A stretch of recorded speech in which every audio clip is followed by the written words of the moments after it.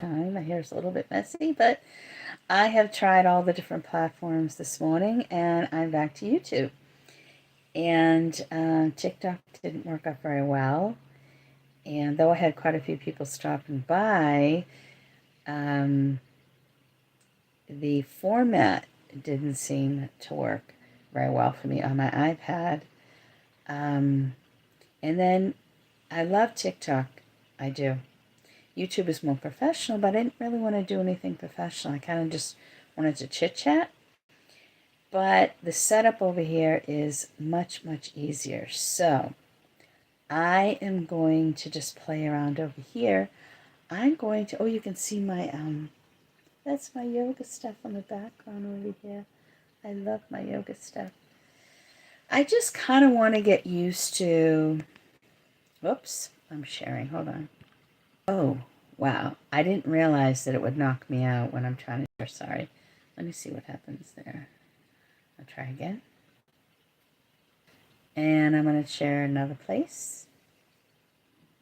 Oh, I can share it. Oh no, that's messages. Let's try here.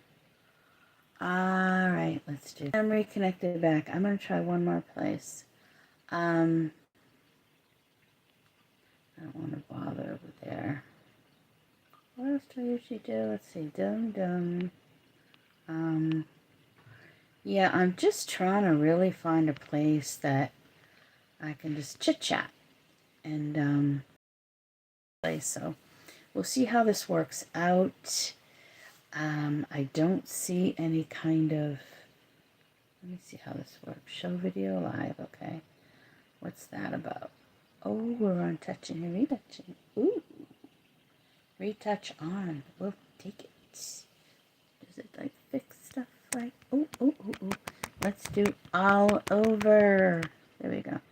This is a 49-second short. Was what? At least 1 minute is needed. Oh, I'm not. Oh, I wasn't trying to turn that off. Let's see. Well, I've got some people here. Hello. You're very beau. I have a beau. Isn't that nice? Hi, Cynthia. Dakid is my beau apparently for today. And, oh, Norwegian.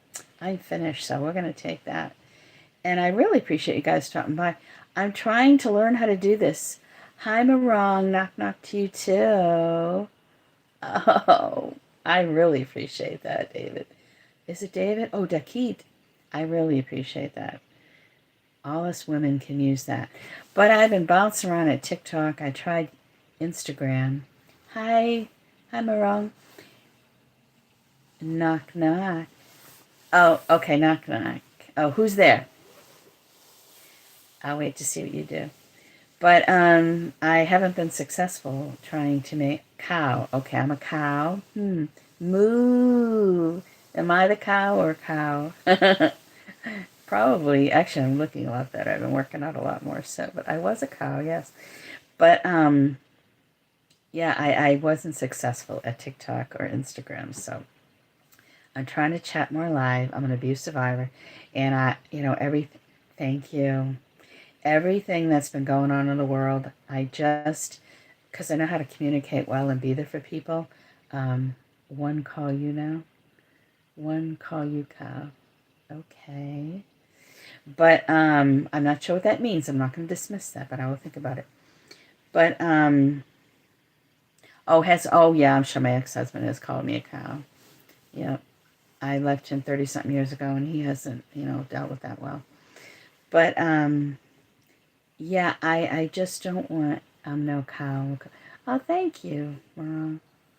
I just don't want people to feel alone right now, and I just can communicate well. I've done a lot of audio podcasts and things, so instead of sitting here feeling alone in the dark and not reaching out and being there for other people, I was trying to find a place to do this on. And I had a friend of mine, Razora, who's going to join me at some point, and she's an abuse survivor too. And oh, we took out the cow message, Marong. That's sweet. But we just want to be there for other survivors, and I want to be there for other survivors. I want to be there for anybody who's going through a hard time right now, really. We have the immigration problem. We have, thank you. These are my Ray-Bans. My insurance paid for them. I didn't get the Ray-Ban lenses because they're really expensive, but the frames weren't that much. But yeah, I'm very grateful. I can see a lot better. I'm fighting for my eyesight, though it looks like I'm not going to lose it. But yeah, people are homeless, having a hard time eating. They're afraid to go home and walk around and go out, which I'm afraid too, because I mean, I kind of look exotic, and then the fact that, you know, people can make mistakes sometimes, and I know they're trying to fight crime, and I really appreciate that, but it's getting scary, and the kids are afraid, and, you know, sometimes it seems like, I don't know because I'm not there personally, but from people close to me, it kind of seems like there's a legality that's a problem here, where the legality has shifted to a very uncomfortable state.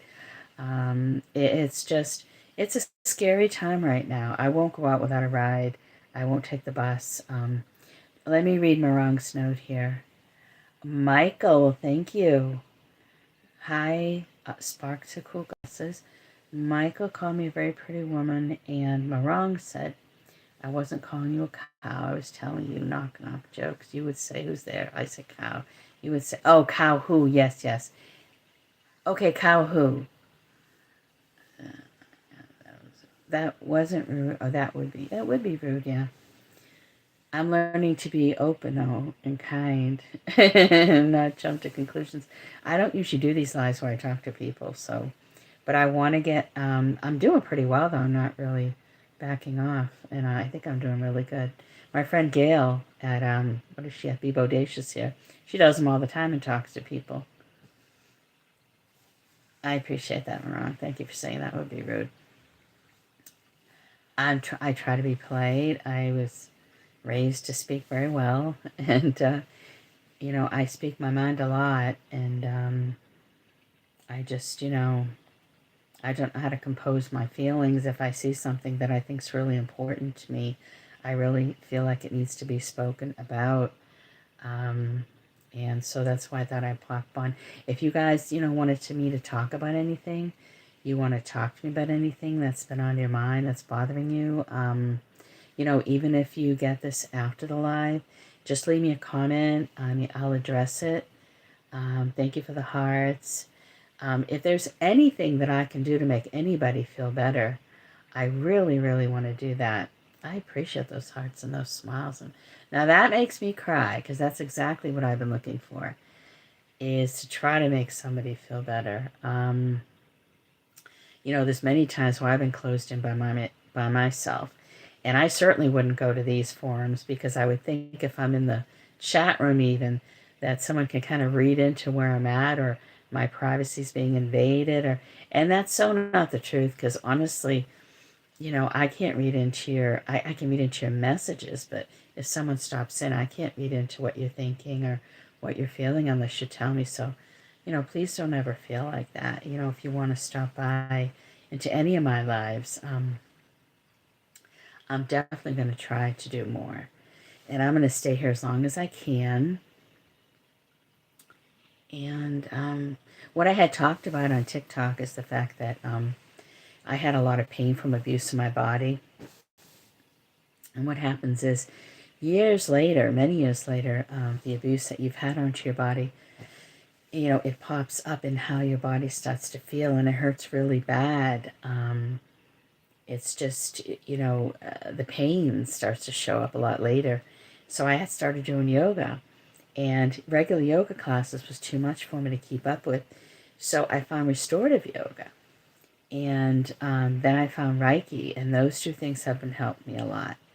And now, because I have chronic toxicity from all the abuse, and I have an autoimmune disease called Hashimoto's, where I've had a lot of problems with my weight because of it. It's a thyroid disease, and I've usually been very, very thin. I'm trying to AIP. It's an autoimmune protocol diet where you cut out so many kinds of food. All these things are helping, but let me talk about the diet. I mean, I'm talking like, I felt pretty desperate last night, because you start to get weak, fatigue, and you don't know what you're going to eat, and you're kind of in tears sometimes, because I cut out butter, cheeses, all oils except avocado and olive oil, most wheat, um, almost all the time rice because arsenic in it. But I did try a vegetable medley with a little bit of rice and barley and spelt in it. I think it was barley, and it it kind of initially hit me funny. Yet later, it brought me some energy.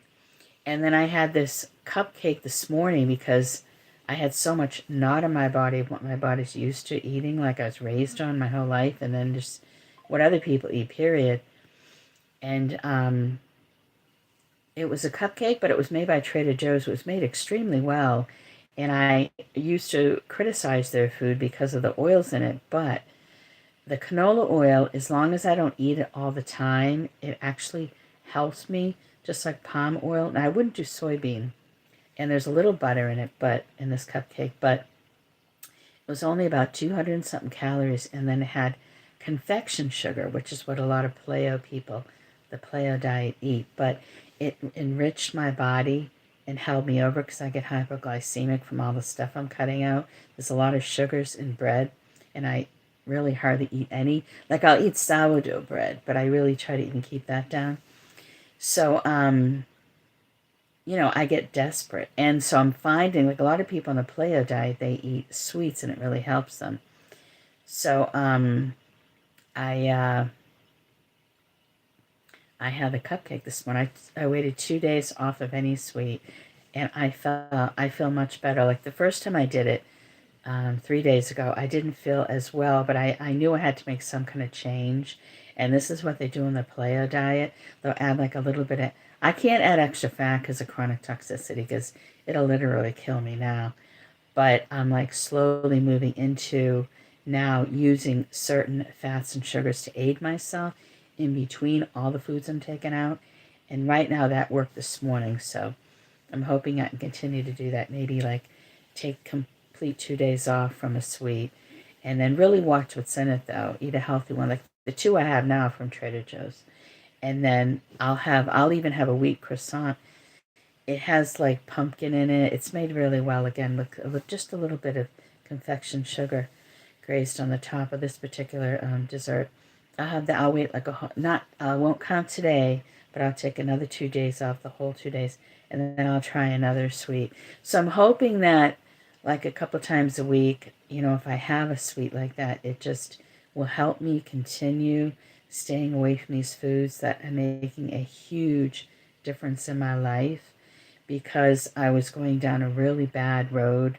I was diagnosed with chronic fatigue from everything my body's going through, which is very dangerous. You can die from that. And I knew my body was, really fighting, but I was fighting to get past the situation that I needed a leg brace. And the reason I needed a leg brace is because I was dragging around my right side that has hemiparesis. Oh, excuse my timer. That'll go off in a minute. That I was diagnosed with many years ago. Excuse me. It happened to me in 1990. I was diagnosed, I think, in 1995. The hemiparesis from all the problems that happened to me during routine surgery that no one wanted to address and tried to hide for the longest time. So when I needed another brace, it was really hard for me to get it. And that was just recently. Like, that's a long time past, and they still didn't want to help me. So I luckily pushed a little bit, and I got a brace. But to get to that point, because it was really deteriorating me cognitively, not having that foot brace, and I knew what was happening. It started a few years ago, and I was really being backed against a wall to try to get this. I had to put my body in a dangerous place diet-wise because I could not communicate, what was going on with my body, what I needed in the way that I could get the help. So, I shoved food down my body that like extra proteins and stuff and carbohydrate, unfortunately, which is really, which wasn't really, really bad for me before, but it, it made its place that way, trying to use it, so I could communicate. So, I've been on a long way back from that and got chronic fatigue from all that, just trying to deal with these doctors to get a leg brace. And I'd like to be grateful, but I don't think I should have had to put my life, you know, on the realm, in danger like that, I should say. So, you know, it's really been something for me. It's been really a big challenge. So, yeah. So this is all, oh, my hair's a mess again. You know, I should buy a more expensive shampoo, but I've been spending a lot of money on supplements and stuff to try to keep my body healthy. So, and it's all working. You know, it's all working. All the exercise I've been doing, the supplements, and the food that I've been changing around in my diet has been helping me get better. But, you know, people just don't realize years and years later after the abuse what really happens to you. And it's such a long road, you know, a long treacherous road. And, you know, like people say, well, I just shoved her, you know, maybe I was a little rough with her. I mean, you know, your shove and you're a little rough is, you know, and that's anybody and anybody, a woman doing it to a person and a man doing it to a person. There's women that definitely hit people, but, you know, your mild physical action, you know, is not necessarily what the body has taken from, you know, what you put upon it. And it really makes a huge difference.